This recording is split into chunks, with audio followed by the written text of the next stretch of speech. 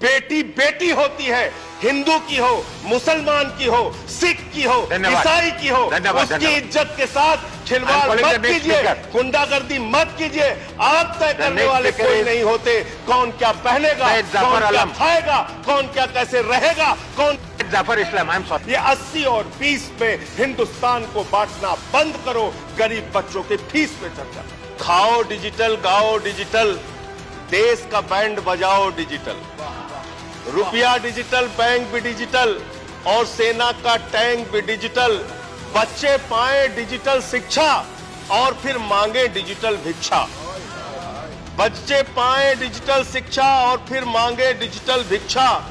Digital doctor, digital गोली, digital Eid और digital Holi, digital सड़क पर डिजिटल कार, डिजिटल संसद और सरकार, डिजिटल खेत में करो किसानी, डिजिटल खाद और डिजिटल पानी, डिजिटल दूध और डिजिटल गाय, डिजिटल चीनी, डिजिटल चाय, भर के खाओ डिजिटल रोटी और फिर कर दो डिजिटल पोटी। ये इस बजट के बारे में एक कवि की प्रतिक्रिया है मान्यवर। और जो इस सरकार के दावे हैं उस पर थोड़ी बात कर लेते हैं मान्यवर। इन्होंने कहा है कि 60 लाख नौकरियां देंगे। मैं पूछना चाहता हूं, आपने तो स्वयं स्वीकार कर लिया, पहले तो आप 2-2 करोड़ करके लोगों को मूर्ख बनाते रहे और अब आप खुद स्वीकार कर रहे हैं कि 2 करोड़ आपके बस की नहीं है। अब आप 60 लाख नौकरियां देने की बात कह रहे हैं। और आप नौकरियां कैसे दे रहे हैं नौजवानों को मान्यवर? 35,000 रेलवे भर्ती के लिए 1 करोड़ नौजवानों ने उसमें फॉर्म भरा और उसके बाद जब उसका परिणाम आता है उसमें घोटाला और गड़बड़ी की जाती है। जब वो नौजवान सड़क पर नौकरी मांगने के लिए निकलते हैं उनको लाठियों से पिटवाया जाता है प्रयागराज में, उनको पटना में लाठियों से पिटवाया जाता है, घर में घुस के लाठियों से पीट पीट के आप नौकरी दे रहे हैं, आंसू गैस के गोले छोड़ छोड़ के आप नौकरी दे रहे हैं। आप कर्मचारियों की बात इस बजट में कर लीजिए मान्यवर। जब कर्मचारियों की चर्चा होती है, पूरे देश के कर्मचारियों की एक ही मांग है, पुरानी पेंशन की बहाली की जाए, पुरानी पेंशन की बहाली की जाए। 40 दिन कोई सांसद और विधायक रह लेता है, पूरे जीवन भर उसको पेंशन मिलती है। 40 साल कोई कर्मचारी नौकरी करता है, उसकी पेंशन आपने खत्म कर दी। पेंशन तो छोड़िए, टैक्स के राहत की उम्मीद थी कर्मचारियों को, आपने इस बजट में वो भी नहीं दिया। इसके साथ साथ मान्यवर आपने इस बजट में किया क्या है? 22 तक सबको घर देने की आपकी योजना थी। वो 22 तक घर देने की योजना भी पूरी तरीके से जमीन पर उतर के नहीं आई, वो भी फेल साबित हुई।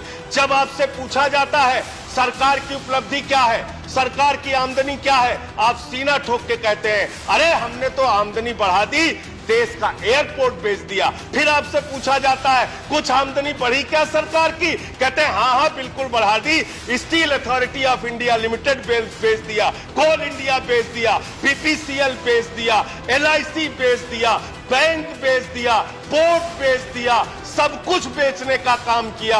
ये आपका मेक इन इंडिया है, ये आपका डिजिटल इंडिया। मान्यवर मैं खत्म कर रहा हूं मान्यवर। मैं मनरेगा की आप बड़ी पीठ थपथपाते हैं अपनी। मनरेगा की चर्चा बहुत होती है, मनरेगा का बजट आपने खत्म कर दिया, खाद की सब्सिडी आपने कम कर दी। इसका मतलब जो गरीबों को अन्न देने की योजना है वो भी योजना एकमात्र आपकी दिखावा है और मार्च के बाद गरीबों को अनाज हिंदुस्तान में मिलना बंद हो जाएगा। अंत में आपके माध्यम से एक ही इस सरकार से अनुरोध करना चाहूंगा कि अपना ध्यान देश की तरक्की पर लगाइए, देश को आगे बढ़ाने पर लगाइए। बेटी बेटी होती है, हिंदू की हो, मुसलमान की हो, सिख की हो, ईसाई की हो, उसकी इज्जत के साथ खिलवाड़ मत कीजिए, गुंडागर्दी मत कीजिए।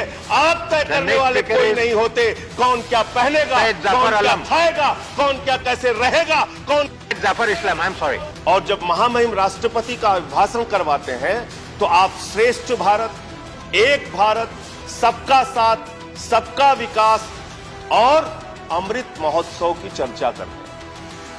मान्यवर मैं बड़ी विनम्रता पूर्वक आपके सामने सरकार से पूछना चाहता हूं, आप देश के महापुरुषों को याद कर रहे हैं, बहुत अच्छी बात है, याद कीजिए। लेकिन आजादी के 75वें अमृत महोत्सव में, आजादी के 75 वर्ष पूरे होने पर अगर महामहिम राष्ट्रपति के भाषण में गांधी जी की भी चर्चा कर देते तो आपको शर्मिंदा होना पड़ता, आपका सर शर्म से झुक जाता। अहिंसा के पुजारी राष्ट्रपिता महात्मा गांधी को धर्म संसद बुलाकर उत्तराखंड में अपमानित किया जाता है मान्यवर, मध्य प्रदेश में अपमानित किया जाता है मान्यवर, छत्तीसगढ़ में अपमानित किया जाता है मान्यवर।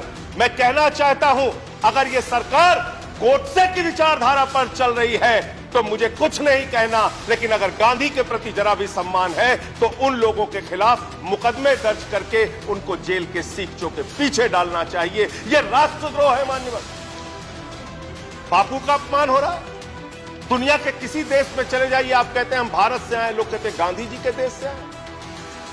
उस महात्मा गांधी का अपमान इस देश में हो रहा है मान्यवर, आजादी के 75वें साल में, और सरकार खामोश, प्रधानमंत्री जी खामोश, कोई उसकी चर्चा नहीं करते, क्योंकि कहीं ना कहीं भारतीय जनता पार्टी जिस विचारधारा से आती है वो विचारधारा गोडसे को महिमा मंडित करने की विचारधारा है, गांधी के विपरीत काम करने वाली विचारधारा।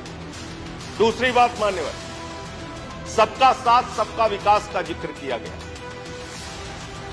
एक तरफ आप सबका साथ सबका विकास का जिक्र करते हैं, दूसरे तरफ आपके नेता उत्तर प्रदेश के मुख्यमंत्री कहते हैं, आदित्यनाथ जी भाषण देते हैं, यूपी का चुनाव 80 और 20 पर होगा, 80 और 20 पर होगा।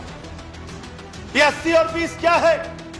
मैं आपसे पूछना चाहता हूं बड़ी विनम्रता पूर्वक, वो कोरोना की महामारी में जो लाखों लोग मारे गए वो 80 में आते हैं कि 20 में आते हैं? वो किसान जो 1 साल तक सड़कों पर बैठा रहा, 750 किसान शहीद हो गए, वो 80 में आते हैं या 20 में आते हैं? वो खुशी दुबे उत्तर प्रदेश की बेटी जो 1.5 साल से जेल में सड़ रही है, वो प्रभात मिश्रा जिसका फर्जी इनकाउंटर हो गया, वो हाथरस की बेटी जिसको रात में 2 बजे जला दिया गया, वो नौजवान जो लाठियों से पीटे जाते हैं मान्यवर, वो 80 में आते हैं या 20 में आते हैं? ये 80 और 20 में हिंदुस्तान को बांटना बंद करो। गरीब बच्चों के फीस पे चर्चा करो, तरक्की पर चर्चा करो।